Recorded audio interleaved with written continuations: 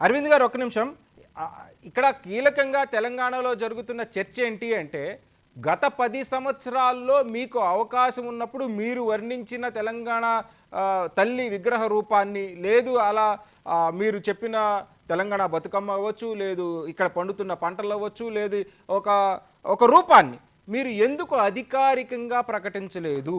అధికారికంగా ప్రకటించినప్పుడు ఈరోజు కాంగ్రెస్కి ఆ అవకాశం ఉండేది కాదు కదా.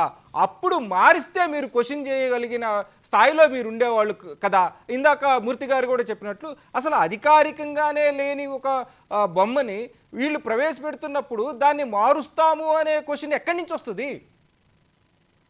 సరే, ఈ సువిశాలమైనటువంటి భారతదేశంలో మీరు చూస్తా ఉన్నారు ఎక్కడైనా, అంటే అది కూడా కరెక్ట్ పదము అవునో కాదో నాకు తెలియను, కానీ ఆలిని మారుస్తారు కానీ అమ్మని ఎక్కడన్నా మార్చేటువంటి అదైతే ఎక్కడైనా ఉందా సరే ఈ భారతదేశంలో? ఎక్కడైనా సరే మనము ఆ కోణంలో మనం ఎందుకు ఆలోచన కూడా చేయలేదు అంటే ఇవాళ తప్పకుండా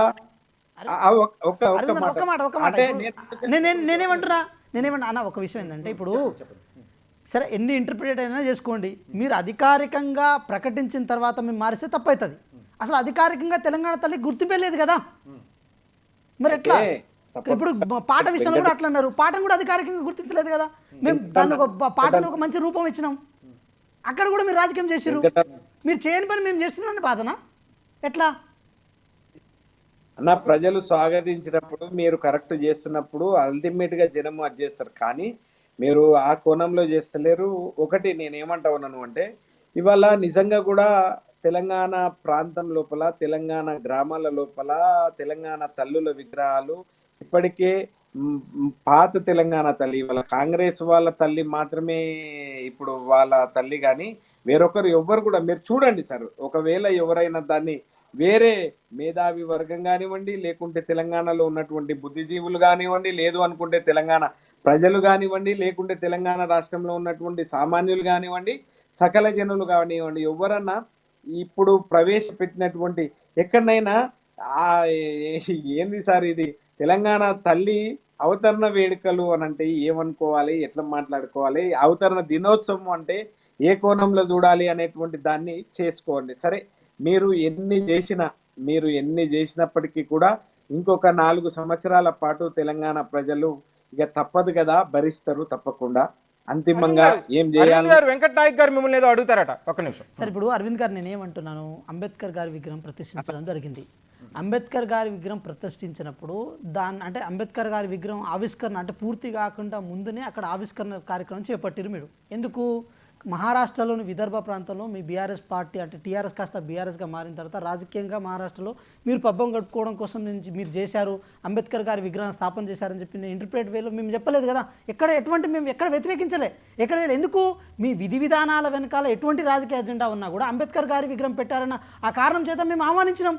అదే విషయంలో ఈ విషయంలో మీరు ఎందుకు ఆహ్వానించలేరు అంటే నేనేమంటున్నాం, ఒక పని చేసేటప్పుడు ఇందాక మీరు మంచి పాయింట్ చెప్పారు చేతన్ గారు. ఎందుకంటే మీరు అధికారికంగా సరే బతుకమ్మ ఉన్నట్టు కంకులు వెంకట నాయక్ గారు, ఇప్పుడు మీరు చెప్పిన 2 ఎగ్జాంపుల్స్తో నేను ఏకీభవించను, కానీ ఎందుకంటే ఒకటి అంబేద్కర్ గారి విగ్రహాన్ని వాళ్ళు తీసుకొచ్చినప్పుడు మీరు వ్యతిరేకించలేదు, ఓకే ఫైన్, ఆ రోజు మీరు వ్యతిరేకించిన మాట వాస్తవమే అయినా సంవత్సరం రోజులుగా మీరు దాన్ని నిర్లక్ష్యం చేస్తున్నారు అనే విషయం. ఒక నిమిషం నన్ను చెప్పనే.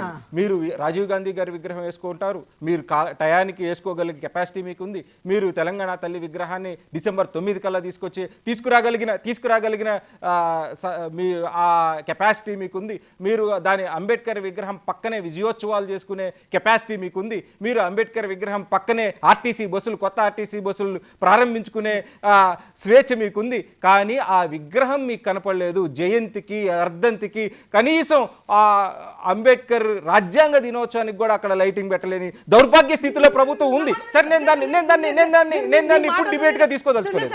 నేను దాన్ని ఇప్పుడు పూర్తిగా ఏకీభవించలేను సార్. మీరు ఒకసారి అరవింద్ గారిని ఒక మాట అడగండి. మీరేమని అడగండి అంటే అంబేద్కర్ గారి విగ్రహం కేవలం 60% కేవలం విగ్రహం పైన మాత్రమే పూర్తయి మిగతా పూర్తి కాకుండా మీరు ఎందుకు ఓపెన్ చేశారు వారిని అడగండి. భారతదేశంలో వాళ్ళు దాన్ని ఓపెన్ చేశారు. ఒక రూపం అయితే కనిపిస్తుంది, లోపల ఏం జరుగుతుంది అనేది ప్రపంచానికి తెలియదు. లోపల జరిగే ప్రక్రియను కూడా మీరు వేగవంతం చేసి తీసుకురావాల్సిన బాధ్యత మేము ఉంది. అది మీరు నిర్వర్తించలేదని క్వశ్చన్ చేసే హక్కు నాకు ఉంది. దాన్ని వదిలిపెట్టండి. లేదు అంబేద్కర్ పట్ల మీరు ఖచ్చితంగా నిర్లక్ష్యం వహించారు అది ఖచ్చితంగా మా అందరి కళ్ళకు కనిపిస్తున్న వాస్తవం. జయంతికి మీరు దానికి దండేయలేకపోయారు, ఒక వర్ధంతికి మీరు దండేయలేకపోయారు. నేను ఇప్పుడు దాని గురించి మాట్లాడదలుచుకోవట్లేదు. వెంకట్ గారు ఇప్పుడు మన టాపిక్ అడగండి సార్. ఒక మాట, ఎందుకు పూర్తి కాకుండానే ఓపెన్ చేశారని అడగండి. ఒక విగ్రహాన్ని ఏప్రిల్ 14 వాళ్ళు తీసుకొచ్చిన మాట వాస్తవం. అప్పుడు దాన్ని ప్రకాష్ అంబేద్కర్ గారిని కూడా పిలిచి దాన్ని ఆవిష్కరించారు. అదే సందర్భంలో ఒక జాతీయ అంబేద్కర్ అవార్డుని కూడా నేను తీసుకొస్తాను ప్రతి ఇయర్ అని చెప్పి దీనికి సంబంధించి ₹1 కోటి నేను దీన్ని ఫిక్స్డ్ డిపాజిట్ వేస్తున్నా, ఎవరికైనా సంవత్సరానికి 2కి అంబేద్కర్ అవార్డు ఇస్తాము అని కేసీఆర్ నేను పక్కాగా దీన్ని ప్రణాళికతో ఒక అమౌంట్ కూడా పక్కన పెడుతున్నా అన్నారు. మీరు వచ్చిన తర్వాత అంబేద్కర్ అవార్డు కూడా దానికి సంబంధించింది ఎందుకు మరి అవార్డు ఎందుకు ప్రకటించలేదని నేను అడుగుతా. అయితే ఇప్పుడు దాని గురించి కాదు, ఇవాళ తెలంగాణ తల్లి గురించి ఇందాక అరవింద్ గారు చెప్పినట్లు తెలంగాణ ఉద్యమ కాలంలో ఒక రూపం జనాల్లోకి వెళ్ళింది. సకల జనులు అందరూ దాన్ని ఒక తెలంగాణ తల్లిగా భావించిన సందర్భం ఉంది. లేదు కాంగ్రెస్ నాయకులు కూడా అనేక సందర్భాల్లో, ఒక కాంగ్రెస్ నాయకులే కాదు అందరూ అన్ని సెక్షన్స్ ఆఫ్ పీపుల్ ఎవరెవరైతే పోరాడుతున్నారో వాళ్ళు తెలంగాణ తల్లిని గౌరవించుకున్న సందర్భాలు అనేకం ఉన్నాయి. ఇప్పుడు భారత స్వాతంత్రోద్యమంలో భరతమాతని ఎట్లా దాన్ని తీసుకున్నాము, సింబాలిక్గా తీసుకున్నాము. స్వాతంత్రం వచ్చిన తర్వాత దాన్ని కొద్దిగా మార్పులు చేసి అధికారికంగా తీసుకొచ్చిన మాట. అట్లానే మీరు దాన్ని ఇప్పుడున్న దాన్ని ఎందుకు అధికారికంగా తీసుకురాలేకపోతున్నారు? ఎందుకు చేంజ్ చేయాలి? ఉన్న విగ్రహాన్ని బీఆర్ఎస్ విగ్రహంగా ఎందుకు మీరు చూడాల్సి వచ్చింది? అది జనం కనెక్ట్ అయిన విగ్రహమే కదా, ప్రతి గ్రామంలో ఉన్న విగ్రహమే కదా, ప్రతి ఊర్లో ఉన్న విగ్రహమే కదా, అది ప్రతి వీధిలో ఉన్న విగ్రహమే కదా. దాన్ని మార్చాలి అన్న థాట్ మీకు ఎందుకు వచ్చింది? మీ విగ్రహం మీది, వాళ్ళ విగ్రహం వాళ్ళది అని ఎందుకు ఆలోచన మీరు ఎందుకు చేస్తున్నారు? సార్ ఇప్పుడు హేతుబద్ధంగా మాట్లాడుకుందాం, కొద్దిసేపు హేతుబద్ధంగా మాట్లాడుకుందాం. ఎందుకంటే ఒకసారి తెలంగాణ నేపథ్యం ఒకసారి ఆలోచించుకుందాం సార్. తెలంగాణలో పోరాటాలు ఎట్లా జరుగుతాయి, మహిళల యొక్క చేతనం ఎట్లా ఉంటుంది, తెలంగాణ ఉద్యమం ఏ దశలో ఏ విధంగా వెళ్ళిందన్న విషయం ఒక ఉస్మానియా విద్యార్థిగా నేను కొంచెం అబ్జర్వ్ చేసి చెప్తున్నాను సార్. సార్ ఇక్కడ విషయం ఏంటంటే తెలంగాణ తల్లి అంటే దేవత కాదు సార్, ఒక చైతన్యవంతమైన మహిళ కిరీటం పెట్టుకోదు సార్. కిరీటం పెట్టుకుంటే రాచరికం అవుతుంది, కిరీటం పెట్టుకుంటే దేవత లక్షణాలు వస్తాయి, కిరీటం పెట్టుకుంటే ఒక బ్రాహ్మణికల్ వ్యవస్థ ముందుకెళ్ళినట్టు ఉంటుంది. నా మాట మీరు కొంచెం అర్థం చేసుకోండి సార్. మా తెలంగాణ తల్లి ఎలా ఉండాలంటే మా తల్లిని తెలంగాణ తల్లిలో మేము చూసుకోగలగాలి, అప్పుడే తెలంగాణ తల్లిని మేము అడాప్ట్ చేసుకుంటాము. సో మేము ఇంకో విషయం కూడా చెప్తున్నాం. సరే వాళ్ళు ఏదైతే తెలంగాణ తల్లి అని చెప్పి చిత్రీకరణ చేశారో ఆ తెలంగాణ తల్లి అయినా అధికారికంగా కనుక చేసి ఉంటే, మేము కనుక రూపం ఆపుంటే మీరు చెప్పిన లెక్క ప్రకారం దొరికిందనేది నేను ఒప్పుకుంటా.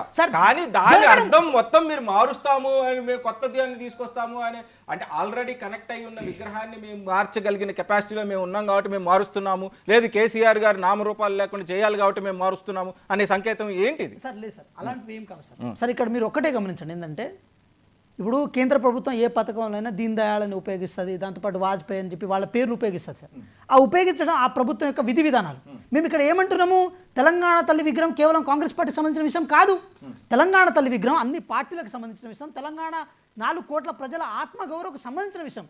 ఆ ఆత్మగౌరవకు సంబంధించిన విషయంగా మేము ఏమంటున్నాం అంటే తెలంగాణ అనేది ఇప్పుడు సమ్మక్క సారక్క చూడండి, పోరాట యోధురాలు కాబట్టి వాళ్ళని మనం పూజిస్తాం. చాకల ఏలమ్మ చూడండి, పోరాట యోధురాలని అంటాం.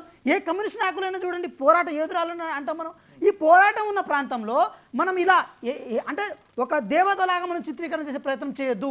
ఎందుకంటే చైతన్యవంతంగా ఉండాలన్న కారణం చేత జరిగిన ప్రక్రియ మీరు చూడండి చాలా సాదాసీదాగా సాధారణంగా ఉంది కదా సార్. ఆ విషయాన్ని మీరు ఎందుకు యాక్సెప్ట్ చేస్తారు? ఏదంటున్నా నేను ఇన్కేస్ వెంకట్ గారు, నా క్వశ్చన్ ఏంటంటే ఆల్రెడీ ఒక జనాల్లోకి తెలంగాణ తల్లి అనే విగ్రహం ఒకటి ప్రచారంలో ఉంది, అలాన్ని అందరూ ప్రతి పల్లిలోకి అది వెళ్ళిపోయింది. ఆ వెళ్ళిపోయిన విగ్రహాన్ని మీరు ఎందుకు రిసీవ్ చేసుకునే పొజిషన్లో లేరు? అంటే కేవలం అది దేవతలాగుంది, కేవలం అది రాచరిక చిహ్నం లాగుంది అనే ఒక డైలాగ్ వేస్తే సరిపోతుందా? లేదు సార్, మేమేమంటున్నాం, మా తెలంగాణలో ఏ ప్రభుత్వం అయినా ఏ పని చేయాలనుకున్నా కూడా కిరీటం పేరుతో ఉంటుంది అనుకున్నాం. ఎందుకంటే మేము దొర పోకడలకు వ్యతిరేకంగా కొట్లాడిన వాళ్ళం. ఎందుకంటే తెలంగాణ అనేది చైతన్యవంతంగా తెలంగాణ రాష్ట్రం ఇప్పుడు అంటే ఇక్కడ ఆంధ్ర ప్రజలకు తెలంగాణ ప్రజలకు మధ్య జరిగిన లడాయి కాదు సార్, కేవలం పెత్తనానికి వ్యతిరేకంగా జరిగిన లడాయి. ఆ పెత్తనం నుంచి ఏది ఫ్రీడమ్ వైపు వచ్చినప్పుడు ఆటోమేటిక్గా అదే పెత్తనం వేరే రూపంలో దొర రూపంలో కంటిన్యూ అయితే కుదరదు కదా సార్. ఆ కారణం చేత జరిగిన ప్రక్రియ ఇదంతా. మేమేమంటున్నాం, మీరు ఒక సాదా సీదంగా ఒక నల్గొండలోనో లేకపోతే వరంగల్లోనో ఖమ్మంలోనో ఆ ప్రాంతంలో మహిళలు ఎట్లుంటారు, ఒక కరీంనగర్లో ప్రాంతంలో మహిళలు ఎట్లుంటారు, మహబూబ్నగర్ ప్రాంతంలో మహిళలు ఎట్లుంటారు, ఆ మహిళలు సాదా సీదంగా ఎట్లుంటారో అట్లే ఉండాలని కోరుకున్నాము. ఇది మా గవర్నమెంట్ యొక్క పాలసీ. ఇంకో విషయం కూడా చెప్తున్నా చూడండి సార్, ఈరోజు ఈ చర్చ జరిగిన తర్వాత కూడా ఏదో గుడ్డిగా అక్కడ విగ్రహం పెట్టేసి దండం పెట్టాలని ఆలోచన కూడా లేదు. అసెంబ్లీలో ఉందాం, కూర్చున్నాం, మాట్లాడడం, ఇలా ఉంది అని చెప్పి చర్చించే ప్రయత్నం చేసినాం. కానీ ఆ పని కూడా వాళ్ళు చేయలేదు కదా సార్. ఏ పాలసీ మేకింగ్లో కూడా ఎవరిని ఇన్వాల్వ్ చేయలేదు కదా, మేము ఇన్వాల్వ్ చేసినాం కదా. అది గొప్పతనంగా మీరు ఎందుకు భావిస్తలేరు? అంటే ఒక రాష్ట్ర ప్రభుత్వం ఈ విధి విధానాలు తీసుకోవాలన్న ఆలోచన, ఆ ఫ్రీడమ్ కూడా ఈ ప్రభుత్వానికి లేదని అంటారా? అంటే మేము ఏ తెలంగాణ ప్రజల యొక్క ఆత్మగౌరవానికి మేము రాంగ్ వేలో తీసుకెళ్తున్నాం. మేము ఒకటి అంటున్నాం, మీరు దాన్ని రాజకీయంగా పక్కదారి పట్టించే ప్రయత్నం చేస్తున్నారు. ఈరోజు December 9th మేము ఈ కార్యక్రమం చేస్తున్నాం, మీరు ఏది కౌంటర్ పార్ట్గా వేరే కార్యక్రమం చేస్తారు కదా, మేము దాని రాజకీయ కోణంలో మేము చూస్తున్నాం కదా. వెంకట నాయక్ గారు, December 9కి తెలంగాణ చరిత్రలో ఒక ప్రాముఖ్యత ఉంది, లేదంటారా? ఉంది, 100% ఉంది. అది ఏంటి ఆ ప్రాముఖ్యత? తెలంగాణ రాష్ట్ర మొదటి ప్రకటన వచ్చిన ఒక సందర్భం. ఆ సందర్భంకి అనేక మంది, తెలంగాణ 4 కోట్ల మంది ప్రజలు పోరాడారు. లేదు కేసీఆర్ గారి దీక్ష అప్పటికి 11 రోజులైన సందర్భం ఒకటి ఉంది. ఇలా మొత్తానికి December 9న ఒక ప్రకటన వచ్చింది. ఆ ప్రకటనని చారిత్రక సందర్భం ఉన్న రోజు మీరు దాన్ని మార్చి తెలంగాణ రాష్ట్ర అవతరణ దినోత్సవంగా, అంటే చరిత్రను పక్కకు నెట్టాలనే ఒక ప్రయత్నాన్ని మీరు చేస్తున్నారా? సార్ నేనేమంటున్నా, నా మాట వినండి, ఆధారాలతో చెప్తున్నాను. నేను దొంగ దీక్షలు చేసిన వాళ్ళు, దొంగతనంగా నిమ్మరసం తాగిన వాళ్ళు, నేను యూనివర్సిటీ విద్యార్థిగా చెప్తున్న విషయం, యూనివర్సిటీలో జరిగిన కొట్లాట ఏ విధంగా, అసలు కొట్లాట అనేది ఎప్పుడు స్టార్ట్ అయింది మలిదశ ఉద్యమంలో అనగానే ఈ దొంగ దీక్షలు చేసినప్పుడు దాన్ని కూడా దీక్షా దివాస్ పేరుతో ప్రతి సంవత్సరం 10 సంవత్సరాల వరకు వాళ్ళు దాన్ని ఏర్పాటు చేసుకునే ప్రయత్నం చేశారు. దాన్ని మేము ఇంటర్ప్రిట్ చేసినామా సార్? అది తప్పని మేము చెప్పినాం? దొంగ దీక్ష అని ఎప్పుడైనా చెప్పినాం? ఇప్పుడు చెప్పాల్సి వచ్చేలా మీరు ఎందుకు చేసుకుంటారని అడుగుతున్నాం మేము.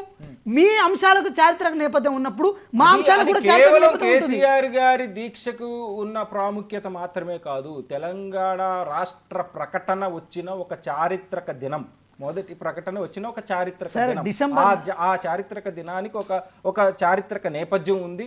దానికి 4 కోట్ల మంది ప్రజల తెలంగాణ యోధుల కృషి ఉంది. దాన్ని మీరు ఎందుకు కప్పిపుచ్చే ప్రయత్నం చేస్తుంది? లేదు సార్, సార్ ఏ రోజైనా ఇప్పుడు వాళ్ళు దీక్షా దివాస్ చేసుకుంటే చేసుకోవద్దని చెప్పినాం సార్ మేము.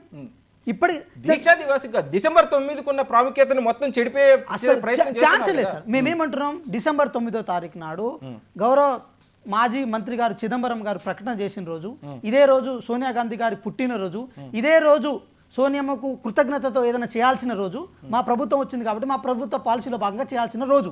మేమేమంటున్నాము, తెలంగాణ తల్లి విగ్రహాన్ని ప్రతిష్ఠించడానికి మేము ఒక డేట్ పెట్టుకుంటే దాన్ని మీరు వేరే రూపంలో చూడాల్సిన అవసరం ఏముందని అంటున్నాం మేము. వేరే రూపంలో చూడటం అనేది కాదు వెంకట గారు, మీరు అర్థం చేసుకోవాల్సింది నా స్టేట్మెంట్ ఒకటే సార్. ఒక్క నిమిషం సార్ ఇప్పుడు ఒక మాట నేను అడుగుతా, తెలంగాణ తల్లి విగ్రహాన్ని పెట్టడాన్ని తప్పుపడుతున్నారా, అధికారికంగా ప్రకటించడానికి తప్పుపడుతున్నారా, లేకపోతే ఈ రోజు పెట్టడానికి తప్పుపడుతున్నారా? ఈ 3 క్వశ్చన్లకు నాకు ప్యానల్ నుంచి కూడా సమాధానం రావాల్సిన అవసరం ఉంది.